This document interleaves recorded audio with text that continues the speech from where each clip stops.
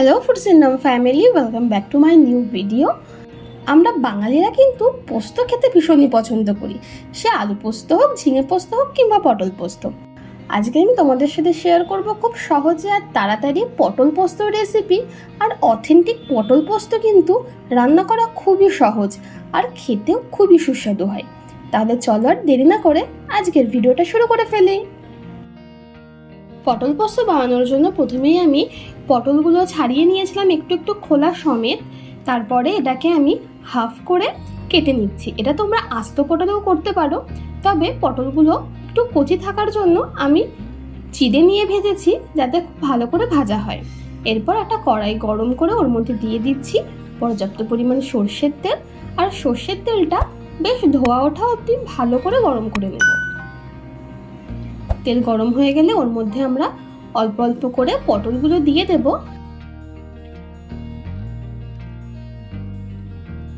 বেশ ধৈর্য ধরে একদম লো ফ্লেমে অনেকটা সময় নিয়ে লাল লাল করে ভেজে নেব পটলগুলো। দেখো পটলগুলো আমাদের প্রায় ভাজা হয়ে গেছে। এবার আমরা তুলে রেখে দেবো আলাদা পাত্রে পটলগুলো। এবার ওই একই কড়াইয়ে দিয়ে দেবো আরেকটু সরষের তেল। দিয়ে তেলটা ভালো করে গরম হয়ে গেলে এর মধ্যে আমি ফোড়ন দিয়ে দেব গোটা জিরে আর একটা ছিঁড়ে রাখা শুকনো লঙ্কা। ফোড়নটা কয়েক সেকেন্ডের জন্য একটু লাল করে আমরা ভেজে নেব।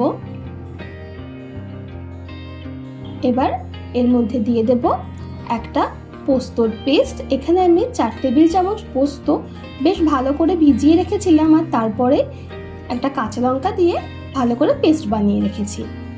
মিডিয়াম ফ্লেমে পোস্তটা আমরা কষতে থাকবো যতক্ষণ না পোস্তর যে জলটা সেটা শুকিয়ে যায়।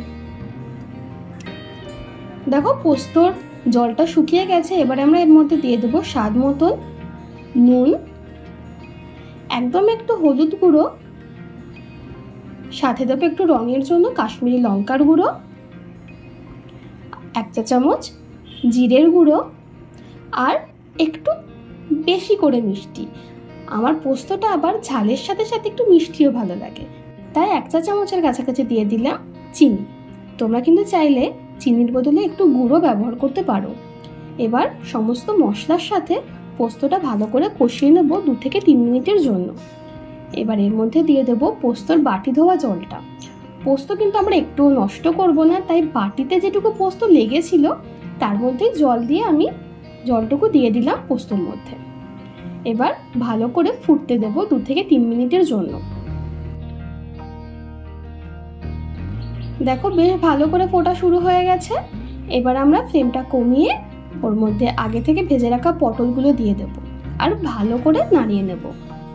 পটল যেহেতু আমাদের আগে থেকে ভাজা, তাই বেশিক্ষণ কিন্তু ঢাকা দিয়ে রান্না করতে হবে না। মোটামুটি 5-6 মিনিটের মধ্যেই কিন্তু পটলটা খুব সুন্দরভাবে রান্না হয়ে যাবে। দেখো ঢাকনা সরিয়েই পাশে তেল ছেড়ে দিয়েছে আর গ্রেভিটাও বেশ ঘন হয়ে এসছে।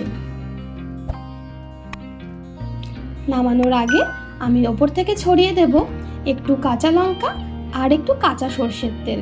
পোস্ততে আবার কাঁচা সর্ষের তেল ছাড়া কিন্তু জমে না। আজকের ভিডিওটা কেমন লাগলো অবশ্যই আমাকে কমেন্ট করে জানিও।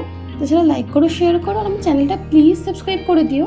আজকের মতো এইটুকু, আবার দেখা হবে না একটা ভিডিওর সাথে। সবাই খুব ভালো থেকো, টাটা।